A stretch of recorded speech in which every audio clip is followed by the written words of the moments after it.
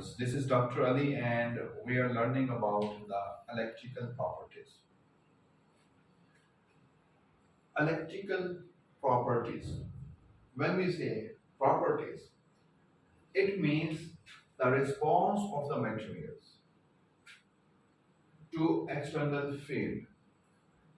And when we say electrical properties, it means the response of the materials to external electric field. If you remember, we talked about the thermal properties. In that case, thermal properties means the response of the materials to the external heat or temperature. Similarly, if you want to say the magnetic properties, it means that the response of the materials to the external magnetic field.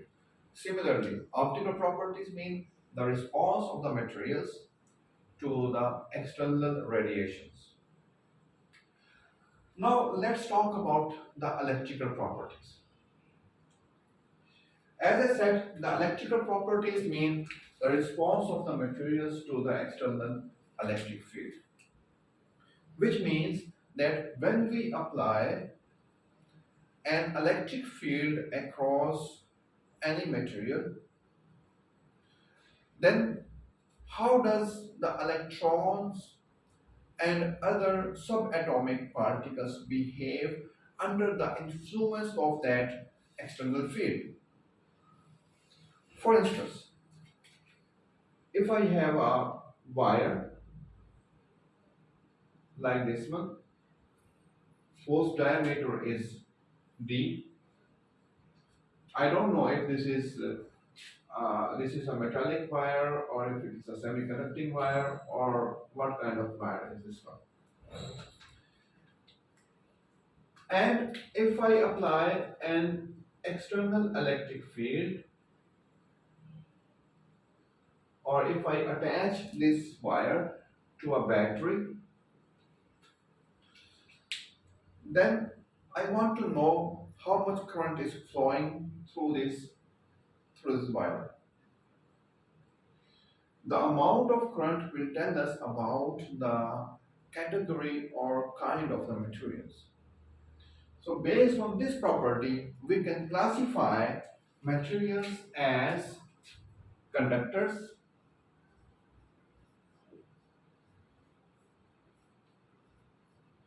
semiconductors,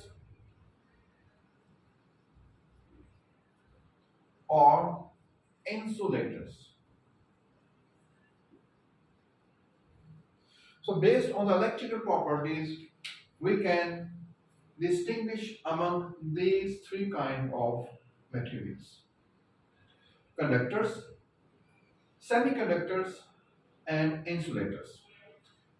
Conductors mean the materials which allow the electrons to flow through them. For instance, if we have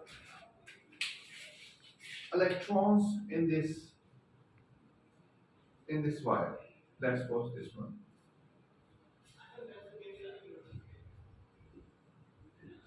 This E minus means electrons.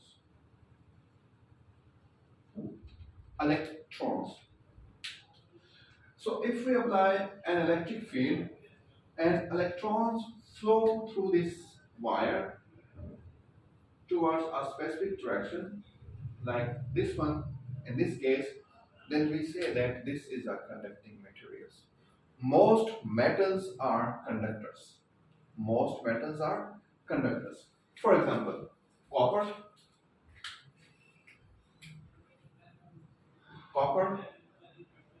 silver, gold, platinum, aluminium, and so on. These are all the metallic materials, and these materials are known as conductors. On the other hand, there are some materials whose conductivity is not as high as is the conductivity of the metallic materials. Those materials are known as semiconductors. So conductors, most metallic materials are conductors, metallic materials. or most metals. On the other hand, semiconductors are those materials whose electrical conductivity is not as high as conductors.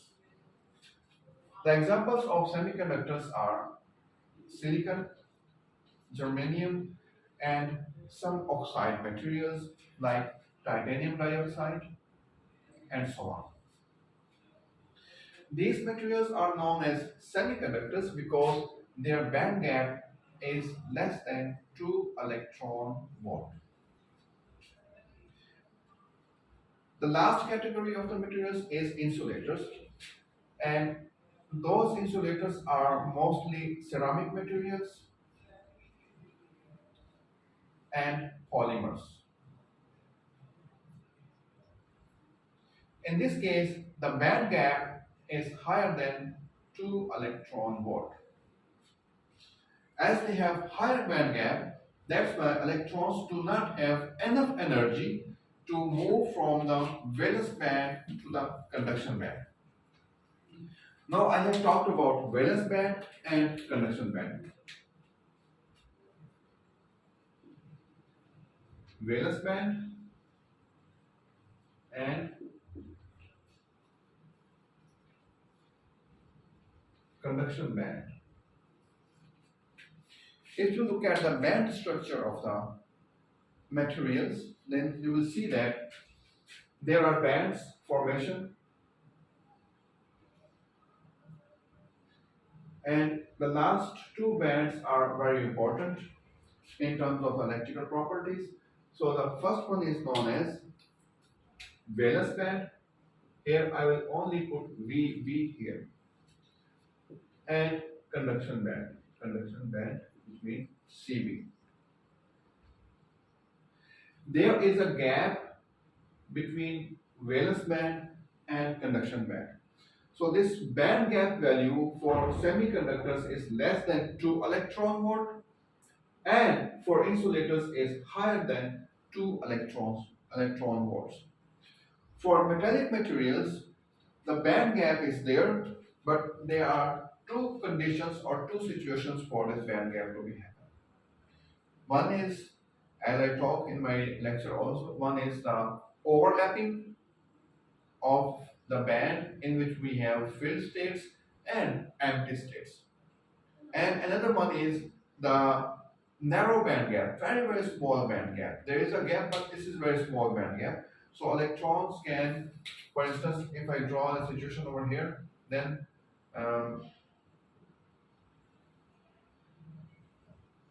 this is a band in which we have filled energy states. So these are filled energy states. So these are electrons over here. And there is a band where we have empty states. So these electrons can occupy the position of these empty states. So electron can jump and go into this empty state. This gap is so small that electrons need very small amount of external electric field or thermal field so that they can jump into the states which are unoccupied. This is the first condition for the metallic materials. First condition. Second condition, in which we have bands again, but there is an overlapping of the bands. So we have filled states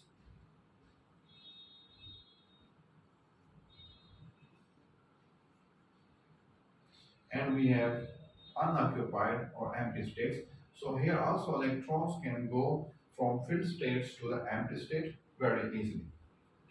But in case of semiconductors, there is a definite band gap between the filled states and empty states.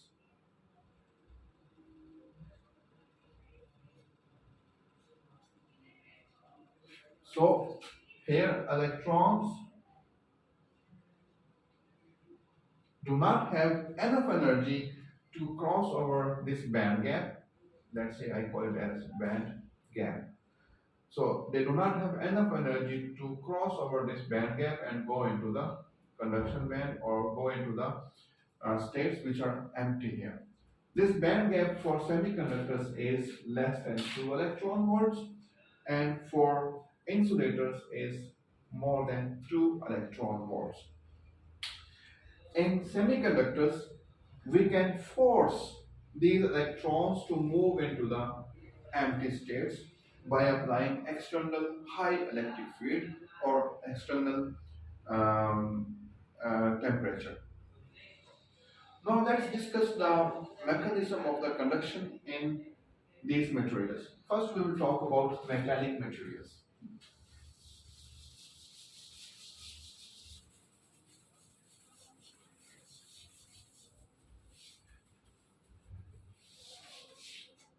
First, we will talk about metallic materials. The examples are copper, silver, gold, platinum, aluminium, and so on. In conductors or metallic materials, free electrons free electrons are the main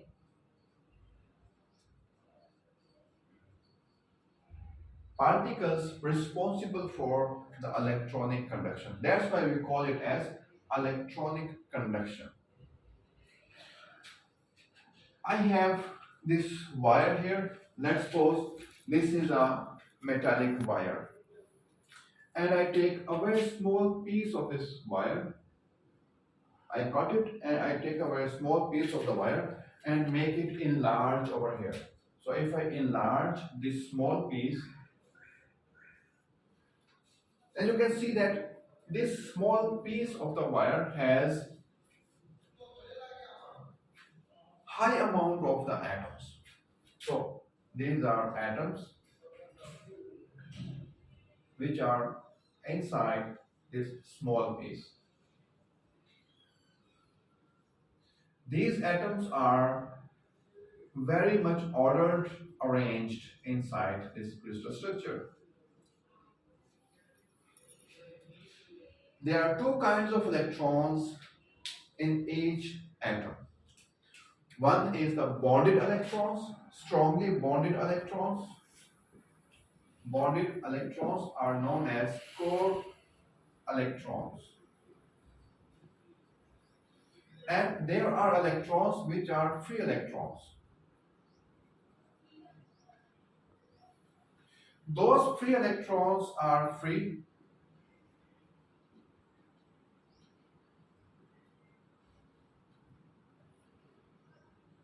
and they can move anywhere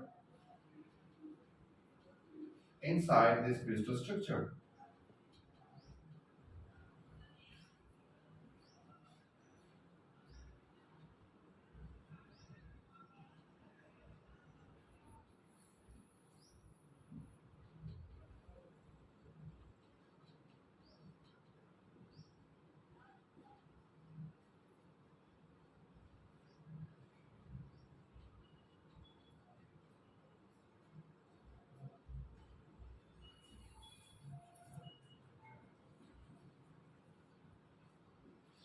So these free electrons are there.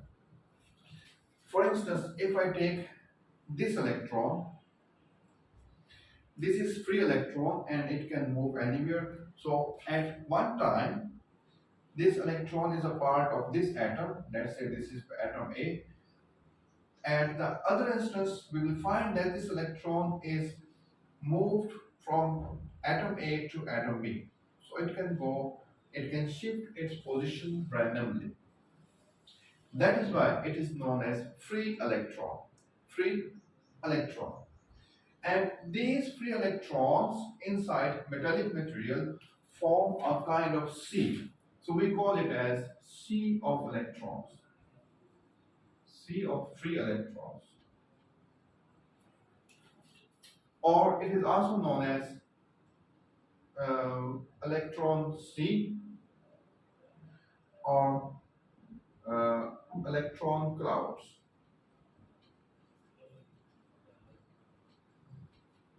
So they are everywhere. These electrons are everywhere. So they form a sea of electrons and also known as electron cloud. In metallic materials, the conduction is basically due to the motion of or the movement of these free electrons. As you can see, there is a huge number of free electrons. So when we apply a small amount of electric field, these free electrons can move from one end of the battery to the other end of the battery. That is why the conduction is basically given by the movement of these free electrons. So if I write here, I can say conduction basically is the movement of or motion of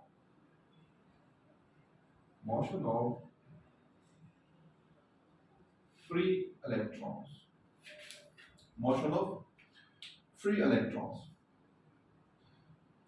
Now let's discuss what are the factors. Factors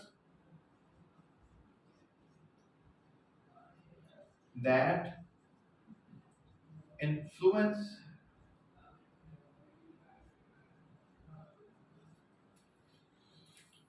the conduction of metallic materials or conductors that influence the conduction of metallic materials. There are three basic factors.